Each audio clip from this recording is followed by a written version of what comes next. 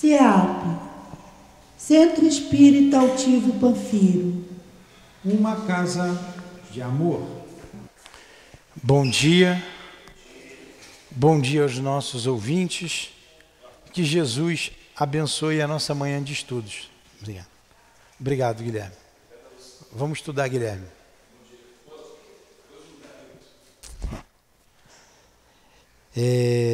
Vamos ao Evangelho para depois iniciarmos os livros Céu e Inferno. Prece, pronto, vamos ler o prefácio pelos obsidiados. Viu, Malu? Olha que beleza, isso aqui é um tratado de obsessão, você entendeu obsessão. Então ele define aqui dizendo no Evangelho que a obsessão é a ação persistente que o mau espírito exerce sobre o indivíduo. Olha que definição simples de obsessão. O que é uma obsessão? É a ação persistente que o mau espírito exerce sobre o indivíduo. Ela apresenta características muito diferentes, desde a simples influência moral, sem sinais exteriores sensíveis, até uma perturbação completa do organismo e das faculdades mentais. Ela faz desaparecer, pouco a pouco, todas as faculdades mediúnicas. Na mediunidade psicográfica, ela se traduz pela obstinação de um espírito em se manifestar com exclusão de todos os outros. Gente, a obsessão, ela é uma verdadeira pandemia. E as pessoas não se dão conta disso. Não se dão conta disso. É muito comum. É algo que deveria ser tratado nos hospitais. Nos hospitais. Mas o que acontece? Chega lá, toma um remédio. Dá um tarja preta. Para quem escuta espírito, tarja preta, viu? Tinha que ser, o médico tinha que conhecer isso, mas a ciência não aceita a existência da alma, só olha o corpo, né? Um dia chega lá. A obsessão, assim como as doenças e todas as tribulações da vida, devem ser consideradas como uma prova ou uma expiação e aceitas como tal. Assim como as doenças são o resultado das imperfeições físicas. Assim como as doenças são o resultado das imperfeições físicas, que tornam o corpo acessível a influências perniciosas exteriores, a obsessão é sempre o resultado de uma imperfeição moral, que permite o acesso a um mau espírito. A uma causa física se opõe uma força física. A uma causa moral é preciso opor-se uma causa moral. Para nos preservarmos da doença, fortificamos o corpo. Para nos garantirmos contra a obsessão, é preciso fortificar a alma. Daí a necessidade de o obsediado trabalhar pelo seu próprio aperfeiçoamento, o que na maioria das vezes é suficiente para libertá-lo do obsessor, sem recorrer a pessoas estranhas. O auxílio torna-se necessário quando a obsessão degenera em subjugação e em possessão, porque nestes casos o paciente, por vezes, perde sua vontade e seu livre-arbítrio. Vou parar por aqui para não ficar muito comprido, mas vocês leiam em casa, tá? Vou ler só mais um parágrafozinho. A obsessão é quase sempre o resultado de uma vingança exercida por um espírito que, na maior parte das vezes, tem sua origem nas relações que o obsidiado teve com o obsessor, em uma existência precedente. Muito bem. Vamos então à nossa prece. Agradecemos a Deus pela oportunidade de estudarmos a doutrina espírita.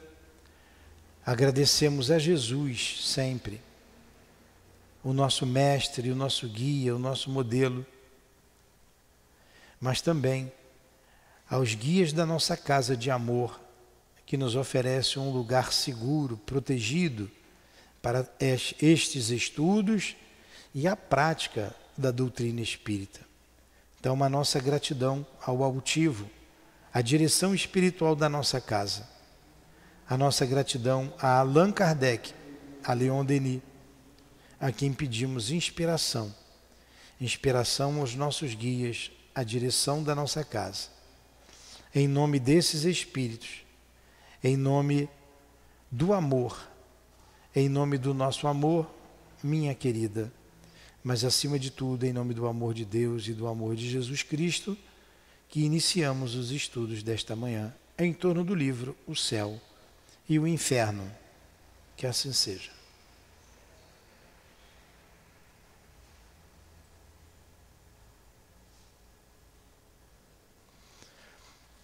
Vamos lá.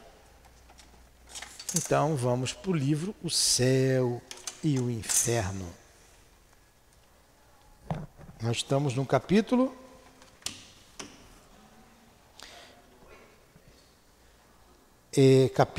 8, As Penas Futuras segundo o Espiritismo. Não é isso? 8º.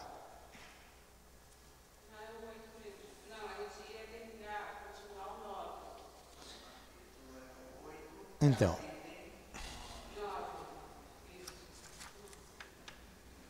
cadê a menina daqui? Pede para ela vir aqui, porque ela anota tudo. A Andressa. Mas é o capítulo 8, a questão 8ª, não é não? Eu disse que ia voltar. É isso mesmo, Código Penal da Vida Futura. Código Penal da Vida Futura. A questão é a 8ª. A duração do castigo está subordinada à melhora do espírito culpado. A duração do castigo está subordinada à melhora do espírito culpado. Eu acho que eu já me achei, Andressa. É o capítulo 8, 8ª questão, não é?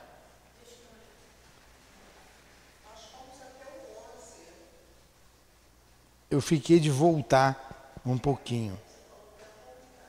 É na 8ª, né? Ó, Código Penal da Vida Futura. É o capítulo 8, item 12. Item 12? Ah, então tá. É o capítulo 8, item 12. Quaisquer que sejam a inferioridade... É isso mesmo. Tá vendo? Obrigado. Quaisquer que sejam a inferioridade, é o item 12, e a perversidade dos espíritos, Deus jamais os abandona. Todos têm seu anjo guardião que vela por eles.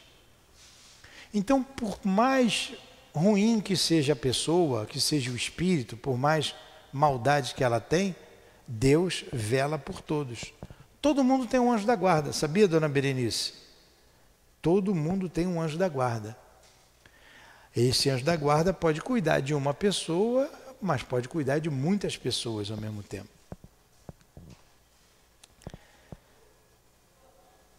E então o anjo da guarda vela por esses espíritos, vê os movimentos de sua alma e se esforça em neles despertar bons sentimentos, o desejo de progredir e de reparar em uma nova existência o mal que fizeram. No entanto, o guia protetor, na maior parte das vezes, age de uma maneira oculta, sem exercer nenhuma pressão. O espírito deve melhorar-se por ato de sua própria vontade, e não em consequência de um constrangimento qualquer. Ele age bem ou mal em virtude do seu livre arbítrio, mas sem ser fatalmente empurrado para um ou outro sentido. Se fez o mal, disso sofrerá as consequências por tanto tempo quanto permaneça no mau caminho. Desde que dê um passo na direção do bem, sente imediatamente seus efeitos. Então vamos lá. Nós vimos todos esses itens aqui do Código Penal da vida futura.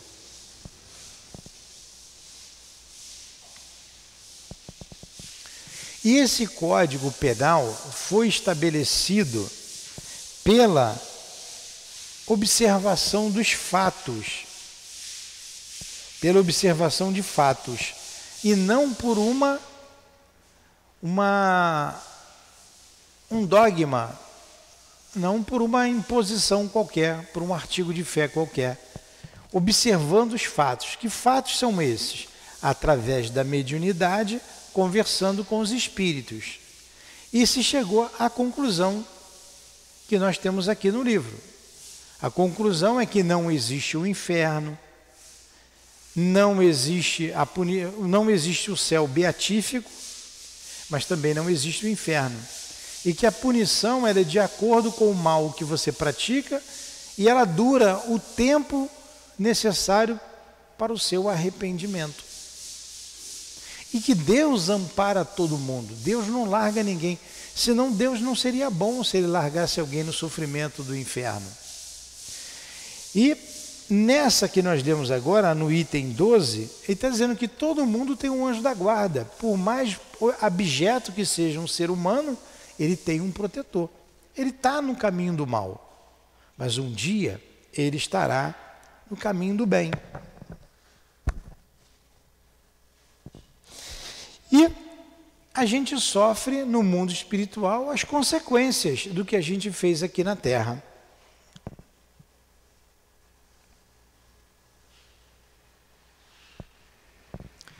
Eu estou olhando aqui e resumindo o que a gente já viu semana passada. No item 2, ele vai dizer que nós somos perfectíveis. O que é uma coisa perfectível? Perfectível é que não é perfeita. Perfectível, ele está em via de perfeição. Perfeito é Deus. Nós somos perfectíveis, a gente pode melhorar, a gente vai se tornar perfeito. Um dia você vai deixar de ser flamenguista. Você é perfectível. Por isso. No número 3, ele colocou que a felicidade está ligada a essa perfeição. Então, a felicidade plena, você seria um espírito perfeito. Então, teria plena felicidade. Na 4ª, ele disse que a punição é sempre a consequência natural da falta cometida. É muito mais racional, muito mais de acordo com a lei de amor do que a questão do inferno, que vai todo mundo para o mesmo caldeirão quente.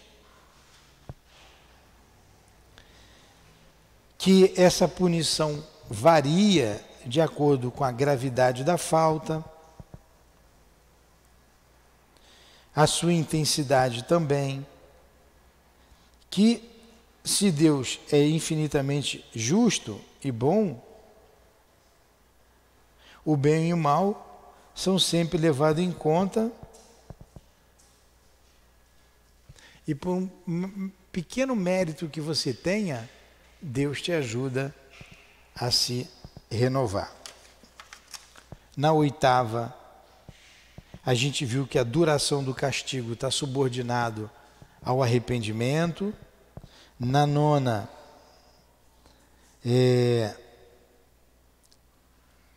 estando esse castigo subordinado ao arrependimento, se o espírito jamais se arrependesse, ele ficaria sofrendo para sempre. Mas isso não acontece, porque Deus nos criou perfectíveis. E no 12 que a gente acabou, no 11,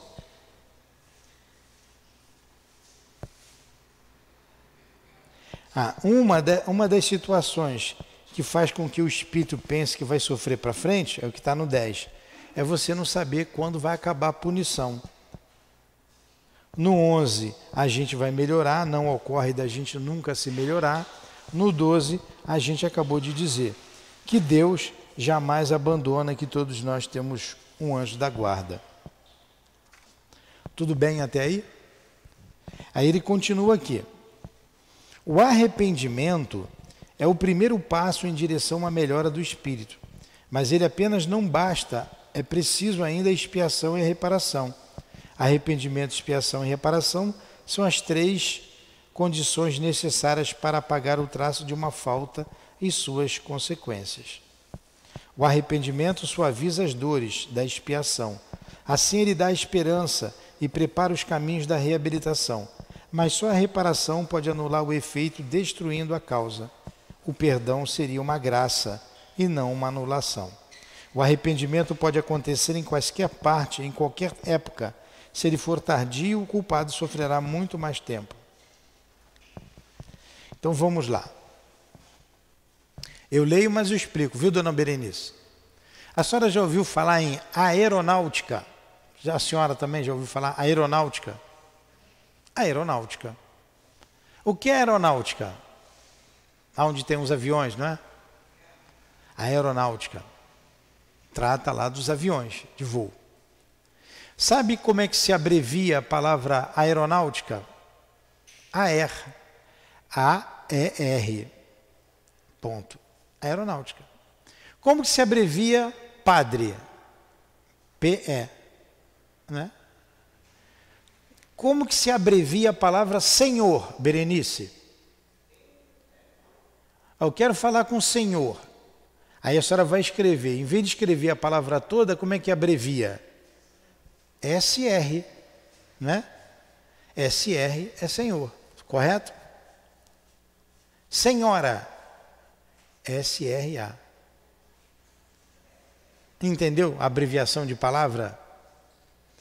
Então vamos lá. Aeronáutica, a abreviação da aeronáutica, A-R. A-E-R. Para nunca mais esquecer. A-E-R. É porque eu sou da aeronáutica. Então fica mais fácil. Vocês vão lembrar de mim. Ah, o seu Newton era da aeronáutica. A aeronáutica é A-R. Aí vamos aqui que ele falou. Tem 3 fases. Essa questão do arrependimento. Como é que é essa punição da vida futura? Você tem o arrependimento. A de arrependimento. E de expiação. R de reparação. Arrependimento, expiação, reparação. AR. Arrependimento, expiação, reparação. Então, morri. Eu fui um camarada mau. Estou lá sofrendo, continuo mal. Eu só vou parar de sofrer quando eu me arrepender. Lá no mundo espiritual, tá? Aqui no mundo material, eu posso me arrepender das coisas que eu fiz de errado? Posso. Então, antes de melhorar, eu tenho que me arrepender, certo? Puxa vida, não devia ter feito aquilo. E agora, o que eu faço para consertar isso? Aí vem a reparação. Mas antes da reparação, você tem a expiação. O que é a expiação? É a dor que você sente. Você está doente, você está sofrendo. Pô, eu fiz isso. Essa é a expiação.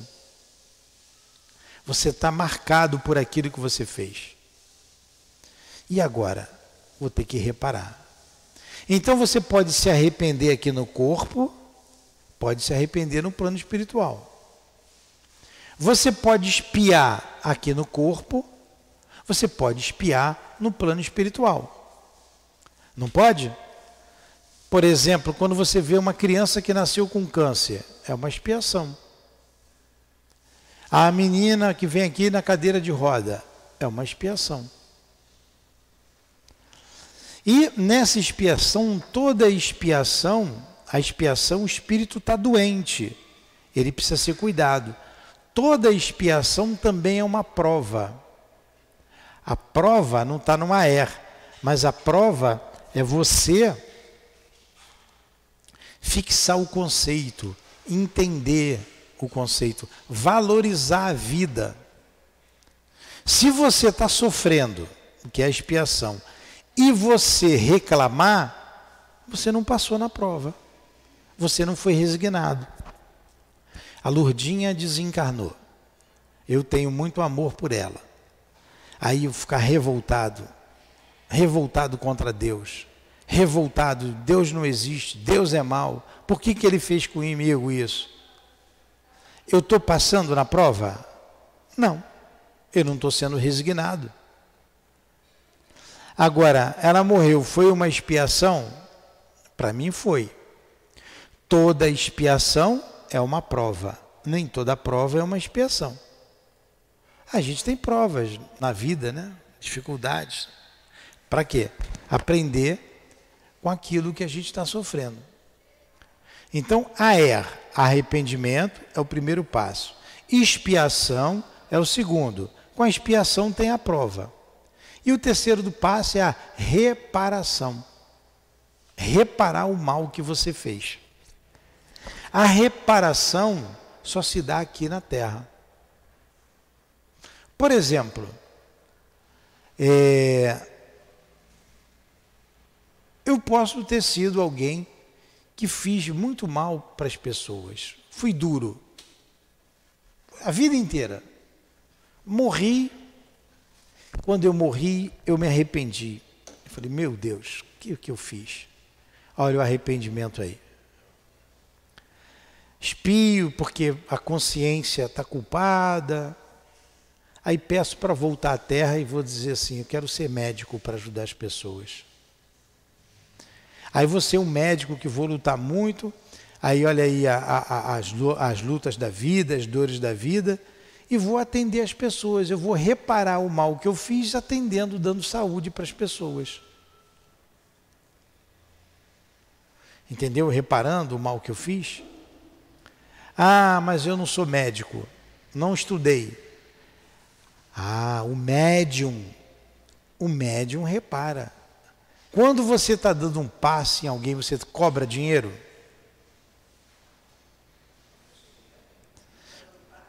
Cobra? Não. Você está pedindo a Deus por aquela pessoa. Médium, tudo é comprometido com a lei de Deus, sabia? A gente deve. A gente que dá passe em todo mundo, a gente está reparando o mal que a gente fez nos outros. A mediunidade é algo que acelera o nosso progresso. Porque você dá do seu tempo, da sua hora, você dá a sua saúde. Então você está reparando algo que você fez lá atrás. Entendeu? A não ser os missionários, né? Tem aí os grandes missionários. Tudo bem até aí?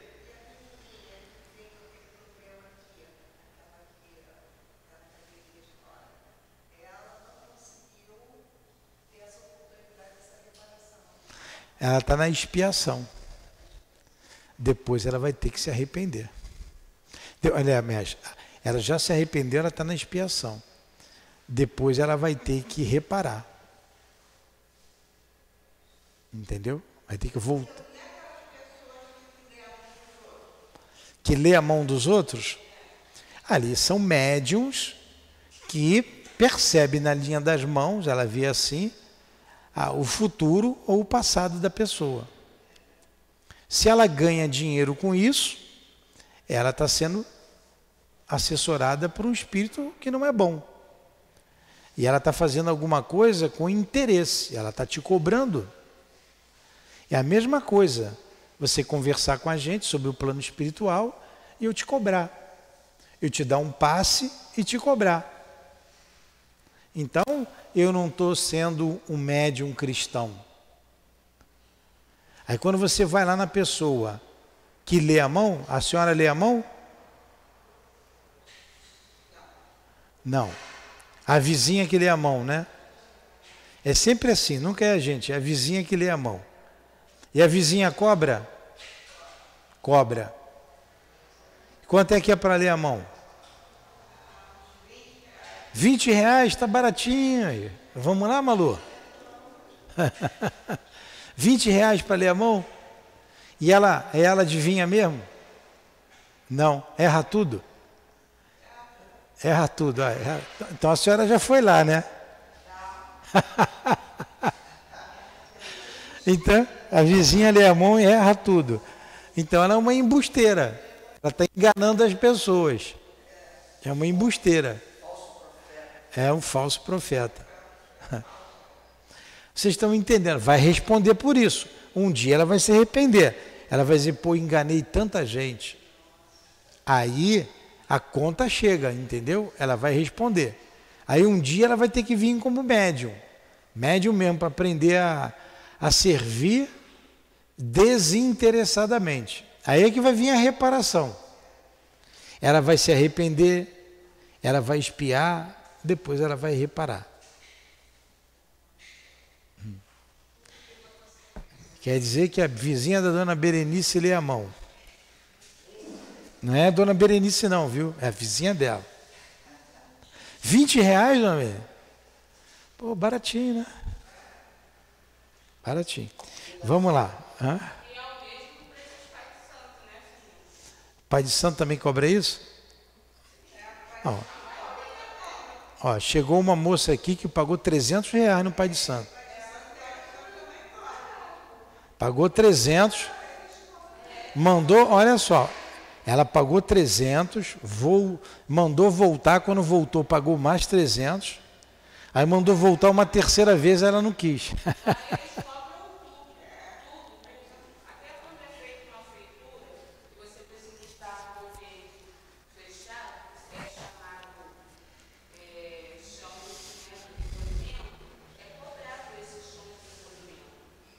Tá vendo?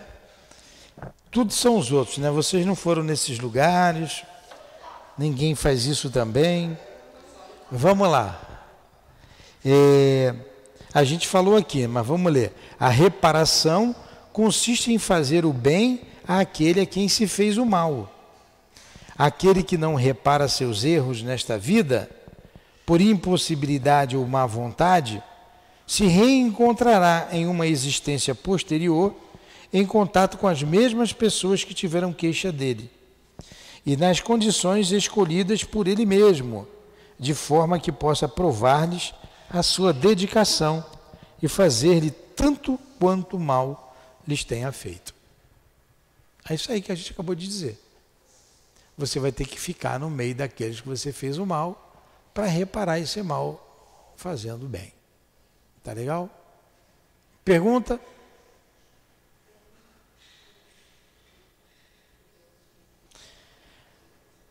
Nem todos os erros produzem um prejuízo direto e efetivo. Nesse caso, a reparação se realiza fazendo-se o que se deveria ter feito e não se fez, cumprindo-se deveres que foram negligenciados ou ignorados, as missões em que não se teve êxito. Praticando o bem em oposição ao que se fez o mal, isto é, sendo humilde quando se foi orgulhoso, suave quando se foi ríspido, caridoso quando se foi egoísta, benévolo quando se foi malévolo, trabalhador quando se foi preguiçoso, útil quando se foi inútil, moderado quando se foi dissoluto, dar os bons exemplos pelos maus que foram dados e etc. É assim que o espírito progride, tirando proveito do próprio passado. Os espíritos imperfeitos são excluídos dos mundos felizes, dos quais eles perturbariam a harmonia. Ficam nos mundos inferiores, onde expiam suas faltas pelas tribulações da vida, e se purificam de suas imperfeições até que mereçam encarnar nos mundos mais avançados, moral e fisicamente. Se podemos conceber um lugar de castigo circunscrito, esse lugar é nos mundos de expiação, porque é em torno desses mundos que pululam os espíritos imperfeitos desencarnados, esperando uma nova existência, que, permitindo-lhes reparar o mal que fizeram, ajudará no seu adiantamento. O que foi que eu li aqui? Que a expiação é o sofrimento do mal que você fez em alguém. E a reparação é você fazer o bem a quem você fez o mal. Entendeu? É isso aqui que ele acabou de dizer. E isso a gente faz aonde? Nos mundos de expiação e de provas. Porque toda expiação é uma prova. A Terra, o planeta Terra, é um mundo de expiação e prova. Todos nós estamos no mesmo barco. Todos nós somos espíritos devedores da lei de Deus. Entenderam? Está difícil isso entender? Para a senhora está difícil? Não. Não? Dona Berenice, para a senhora? Então vamos lá, mais um pouquinho.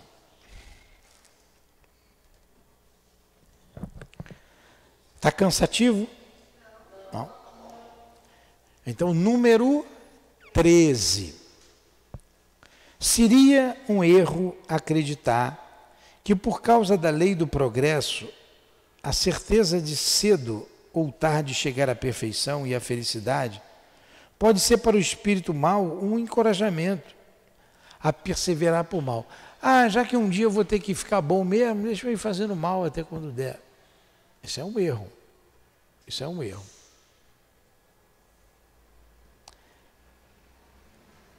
A gente sofre mais ainda com isso. Sob a condição de se arrepender mais tarde, né? Ah, deixa para lá, mais tarde eu me arrependo. Vai sofrer mais.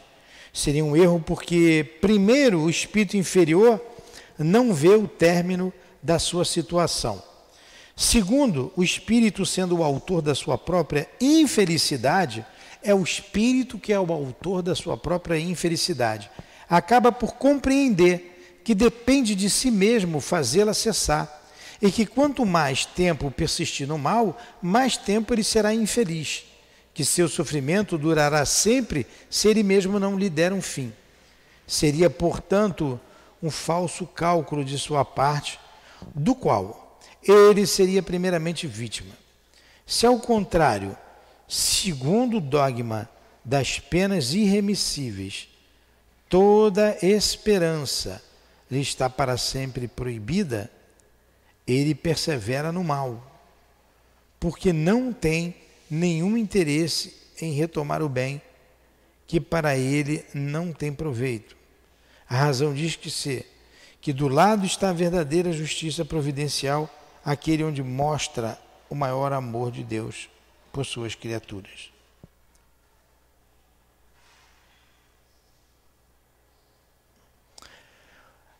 O que o Kardec disse aqui: eu estou no mal, vou continuar, mais tarde eu me arrependo, mais tarde.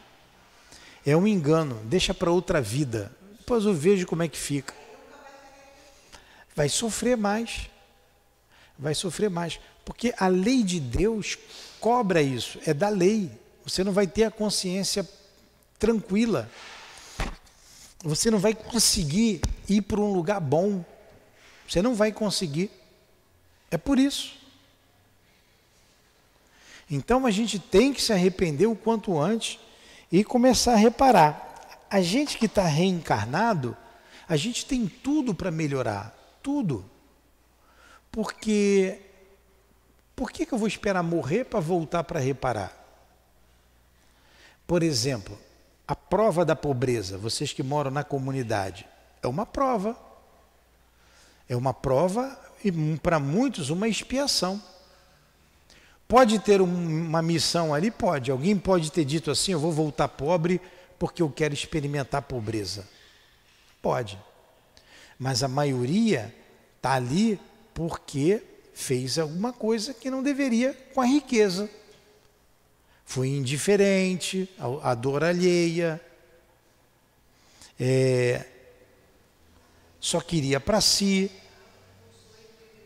Usou indevidamente os recursos que chegavam até ela. Agora está numa situação de pobreza. Ela não pode reclamar porque é pobre, tem que ser resignada. O resignado é aquele que não reclama. Então não reclamar, não blasfemar contra Deus e ter paciência. Ela está aprendendo a ter paciência, dividir o pouco que tem com quem não tem nada, fica dependendo da caridade alheia. É duro, eu sei que é duro. Morar no César Maia não é mole não. No Coroado eu acho que é mais triste ainda, não é? Apesar de que o César Maia também tem umas vilas ali, muita dor. Aí por que... Coroado é pior, né? Então por que Deus deixa que isso aconteça? É porque essas pessoas estão espiando alguma coisa do passado. Estão numa situação de muita dor, de miséria mesmo, de não ter um fogão. A pessoa não tem um fogão. E quando tem fogão, não tem dinheiro para o gás. Quando tem um fogão e o gás, já não tem a comida.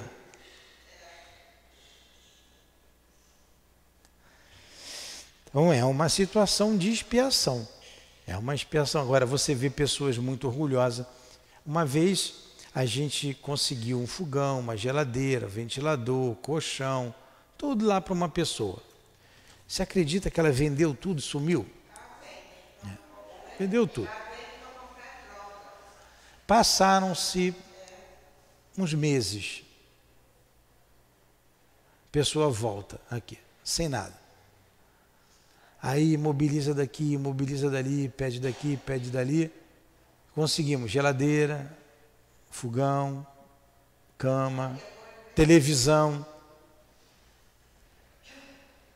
Vendeu tudo, quebrou tudo, estragou tudo, ficou sem nada. Foi para um outro lugar. Conseguimos de novo. Ó, agora chega.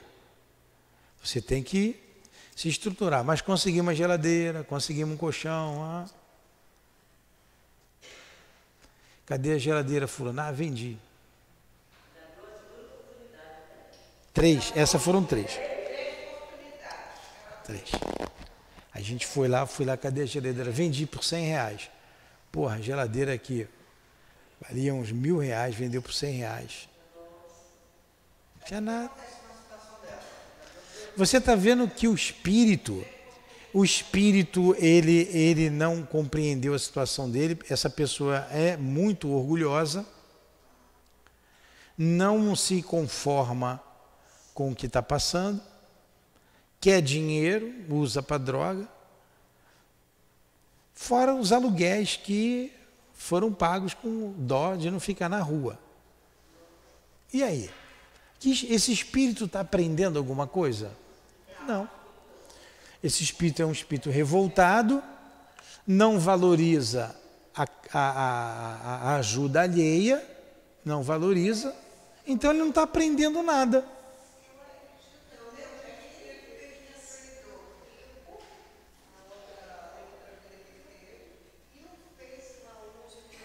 Com certeza.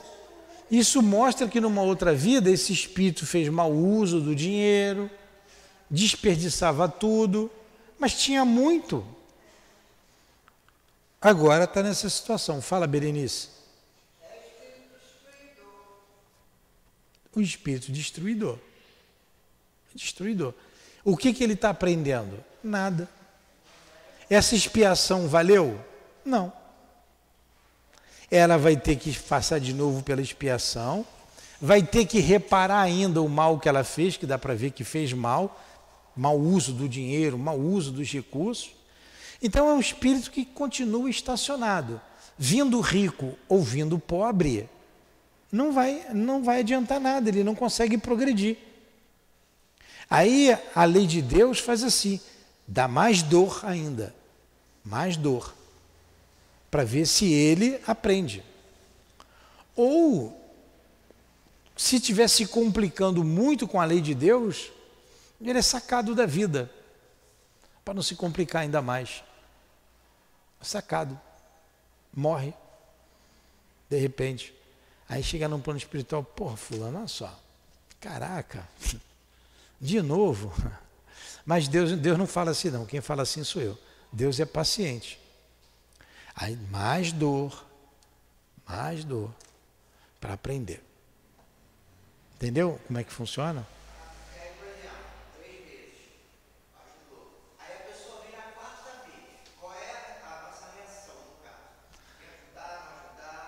A gente tem que ter compaixão sempre. Compaixão sempre. Aí você vai ver a pessoa ali com fome, você não vai dar o que comer? É compaixão.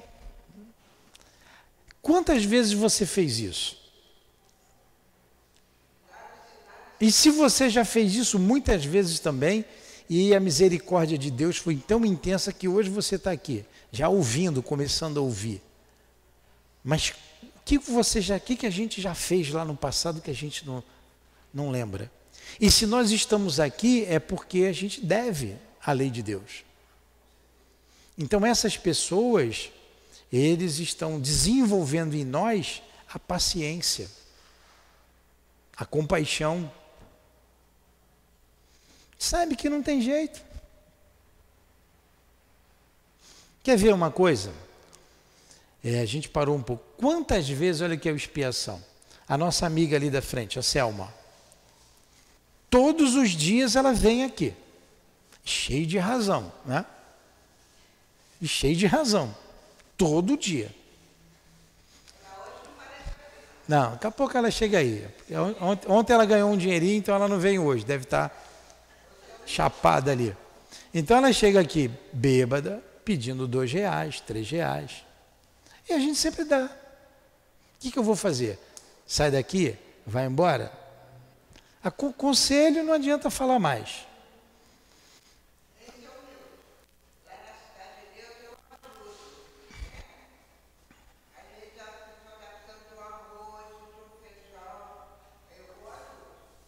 Pois é. É isso aí. O pouco que a senhora tem, a senhora já ajuda o outro. Está entendendo como é que são as coisas? Então a gente pega esse exemplo nosso aqui da Selma. Né? Às vezes a gente fica rindo com ela. Né? A gente fica rindo. E a gente não dá R$2 para ela, ou R$3, para se livrar dela, não. Às vezes eu dou para me livrar, né? Mas às vezes a gente fica conversando com ela, ela quer comer, a gente dá comida, né? Dá comida a ela chega aqui, me dá um prato de comida, a gente dá. Mas Selma não tem jeito, ela chega suja, seja bêbada, chega mal. Mas o que é que a gente vai fazer com ela? Você conhece ela, está aqui. Vou mandar ela embora, não entra mais aqui? Às vezes ela no outro dia, eu falei, você vai sentar, ela não tinha bebido nesse dia não. Você vai tomar passe, no final eu converso com você. Ela queria R$2, vai assistir lá a reunião. Ela, mas eu posso assistir aqui? Sim, pode. Ó, ela tem consciência. Sentou ali, assistiu a reunião, tomou o passe, aí tomou um café e foi embora. Então ele está exercendo o quê? Compaixão.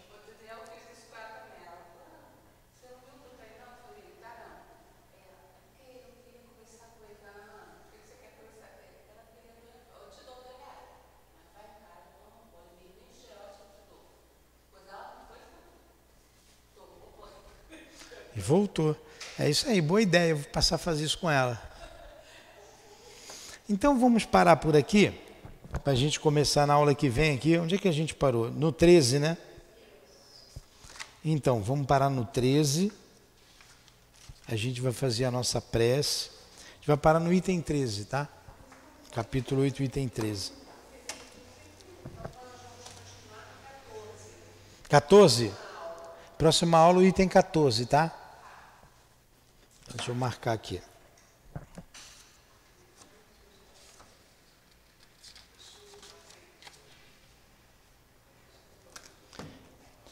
Então agradecemos a Deus, né? Agradecemos ao nosso professor José Jorge, o patrono desse estudo, nosso amigo querido, muito obrigado pela tua inspiração, pelo teu carinho.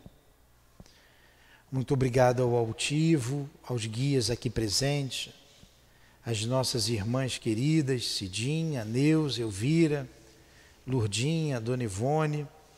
A nossa gratidão a todos vocês, a direção espiritual da nossa casa, a Allan Kardec, a Leon Denis, por todas essas informações, por nos possibilitar momentos de reflexão sobre a vida imortal, sobre o espírito imortal que todos nós somos. Que Deus abençoe a todos nós, encarnados e desencarnados. Em nome do altivo, em nome da direção espiritual da nossa casa, do nosso José Jorge, de Kardec, de Leon Denis, em nome do amor, do nosso amor, do teu amor, Senhor. Mas, acima de tudo, em nome do amor de Deus, nosso Pai, encerramos os estudos da manhã de hoje em torno do livro O Céu e o Inferno. Que assim seja.